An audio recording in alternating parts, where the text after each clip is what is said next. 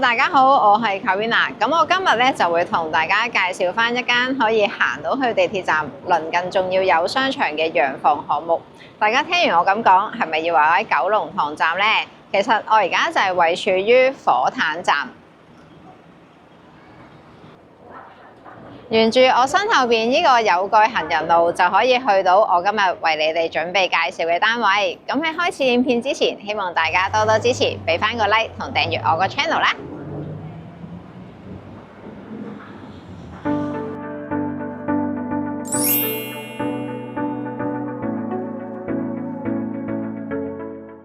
咁我今日要同大家介紹嘅單位呢，就係位處於恒苑山莊。我哋而家即係入單位度睇下先。我哋入到嚟單位，咁咧上咗幾級樓梯之後，咁我哋首先就會經過呢個客廳區，成個客廳嘅間隔非常之方正。咁因為上多半層就會係飯廳區，咁所以就會形成到客廳擁有一個特高嘅樓底。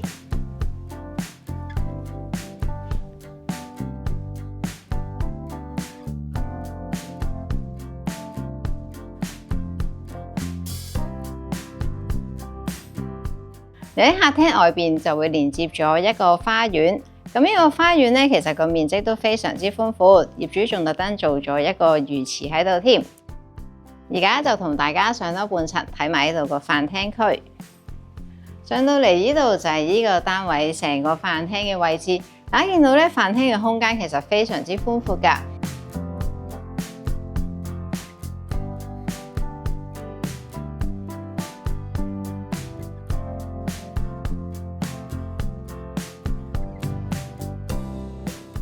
咁啊，業主咧就而家咧就會中意種咗啲珊瑚，所以呢邊咧就放咗啲魚缸。原先呢度咧仲可以做翻一個酒吧嘅位置，咁但係而家咧就可能都少飲酒啦，所以都係留翻嚟做翻一個珊瑚區。咁喺飯廳旁邊就係我哋呢個廚房啦。成個廚房咧就會係一個 U 字形嘅設計，非常之好用。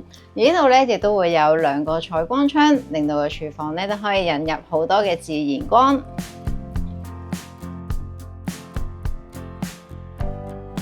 而呢度咧就會有一個客廁。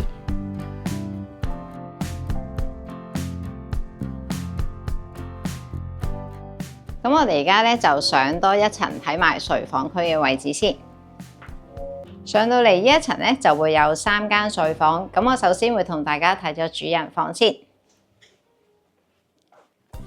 其實呢度成個單位咧，每一個房間嘅面積都非常之闊落。一入到嚟見到主人房啦，個間隔咧係非常之方正，咁咧好容易擺放翻各樣嘅家具。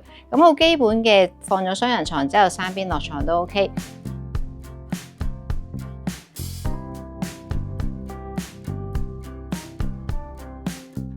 咁主人房咧就會係向翻東，咁咧主要咧就會係外望翻駿景園嗰邊景觀。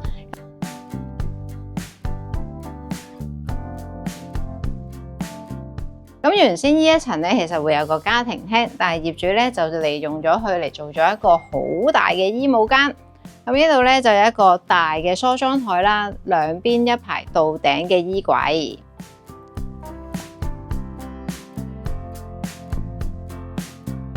然後呢邊咧就會係主人房嘅浴室。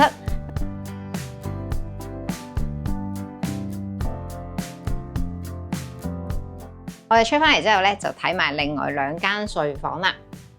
咁首先呢邊咧就之前咧就係女房，咁放咗雙人床啦，跟住後邊一大排裝飾櫃。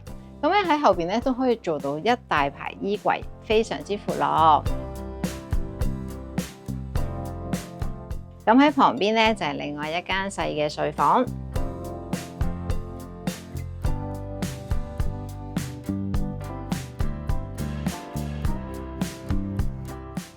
咁旁邊咧就會係我哋嘅浴室。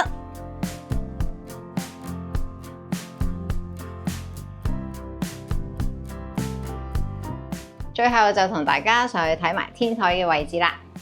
咁呢個單位除咗有花園之外，亦都配備咗呢個800多尺嘅天台。咁平時咧就可以喺度晾衫啊，同朋友燒嘢食。同大家睇完個單位，咁喺片頭我都已經有講過，呢一個屋苑呢係會鄰近有商場，亦都可以行到去地鐵站。而家就同大家行一行去睇下啦。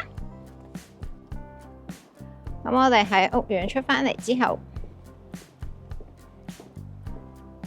平時唔揸車呢，就可以行返呢條斜路當散下步。咁其實除咗呢邊斜路呢，喺另外一邊呢都會有一個樓梯，咁啊可以落返去商場嗰度嘅。